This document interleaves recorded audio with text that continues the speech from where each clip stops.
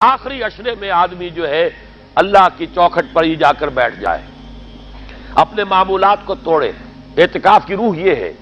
کہ یہ جو ہمارے معمولات ہوتے ہیں، روٹین، یہ بھی غفلت پیدا کر دیتے ہیں۔ ایک عادت بن گئی، صبح اٹھتے یہ کرنا، پھر یہ کرنا، پھر دفتر جانا، پھر آنا، پھر یہ، اس کے اندر پھر وہ آدمی کوئی جاگتا ہی نہیں، ہوش میں آتا ہی نہیں۔ وہ گویا کہ ایک مدہوش سا ہے اور ایک وہ اپنا سائیکل چل رہا ہے خود بخود۔ اس سائیکل کو توڑو، جیسے 5 دفعہ وہ سائیکل توڑتے ہو نماز کے لیے۔ آؤ یہاں آؤ،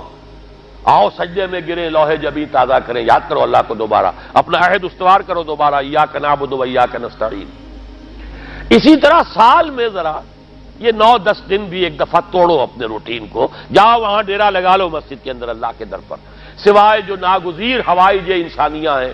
پیشاب وغیرہ کے لیے جانا ہے باہر جاؤ، وضو کرو، پھر آ کے بیٹھ جاؤ۔ محض فرحت حاصل کرنے کے لیے نہانے کی اجازت بھی نہیں ہے۔ غسل واجب ہو گیا ہو تو نہ ہو، ورنہ پھر یہ کہ ہیلے بتاتے ہیں ہمارے علماء کہ وضو کی نیت سے جاؤ، غسل کر کے آ جاؤ، اس لیے کہ معلوم ہے کہ آج آدمی کی جو عادت بن گئی ہوئی ہے، روزانہ نہ نہائیں تو طبیعت پہ کسل رہتا ہے۔ لیکن اسی کو تو توڑنا ہے، اسی روٹین کو تو توڑنا ہے۔ اصل میں اجازت نہیں ہے، اصلاً اجازت نہیں ہے۔ آپ جو ہے جو بھی ناگزیر، ہاں اگر آپ کو فرض کیجئے کوئی ایسی شکل ہو گئی ہے، رات کو آخر سوئے تو ہے، سونے میں بدخوابی ہو گئی ہے، نہانا ہے تو جاؤ نہاؤ، ٹھیک ہے، غسل واجب ہے، نہاؤ۔ اور یہ کہ پیشاب کی بہانے کی حاجت ہے، جاؤ پوری کرو، وضو کرو، واپس آ کے بیٹھو، چاہے یہاں سو، یہاں ذکر کرو، یاد کرو، جو کرو کرو یہاں پہ، لیکن اور اس میں بھی خاموشی ہے۔ وہاں ہمارے ہاں آج کل اس کے اندر بھی بڑے لمبے لمبے چوڑے پروگرام شروع کر دیتے ہیں، لوگ بیٹھے ہیں گپ بازی کر رہے ہیں۔ میں نے خود میدان عرفات میں لوگوں کو تاش کھیلتے دیکھا ہے، تاش عرفات میں۔ میں نے سنا یہاں پر اعتکاف میں تاش کھیلے جاتے۔ آپ بالکل نوجوان چھوکرے، فضیلت سنی اعتکاف کی، ویسے بھی گھر سے بھاگنے کو جی چاہتا ہی ہے، کچھ دنوں کے لیے نکلے اس گھر سے، مسجد میں آ کے بیٹھ گئے، وہاں پہ گپے بھی ہو رہی ہے، لطیفہ بازی بھی ہو رہی ہے، تاش بھی کھیلے جاتے۔ یہ اعتکاف ہو رہا ہے۔ یہ اتنی ہلکی شے نہیں ہے اعتکاف، یہ تو اس عبادت کا، رمضان میں جو روح بیدار ہوتی ہے، یہ اس کا کلائمیکس ہے، بہت بڑی عبادت ہے۔ لیکن اس میں لو اللہ کے ساتھ لگی رہے، لوگوں سے نہیں، تنہائی، غور و فکر، یا قرآن پڑھو، ذکر کرو، نوافل پڑھو، یا سوچو بچ، جیسے حدیث میں آتا ہے وَأَن يَكُونَ نُطْقِي ذِكْرًا وَنَظَرِي عِبْرَةً وَسَمْتِي فِكْرًا۔ میرا دیکھنا ہو تو عبرت کا دیکھنا ہو کہ ہر شے سے میں سبق حاصل کروں،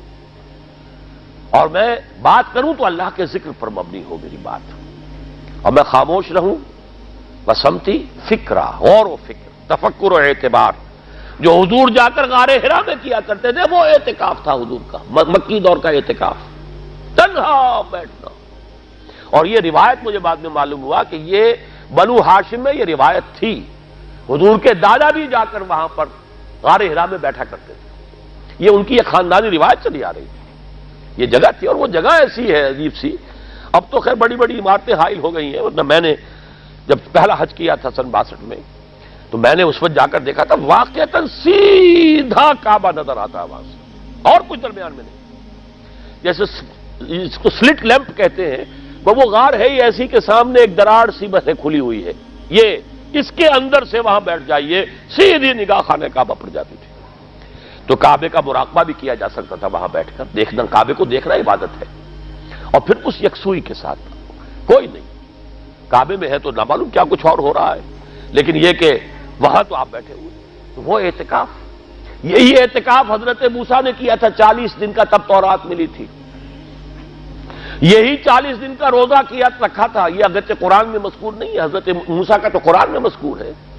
حضرت عیسیٰ کا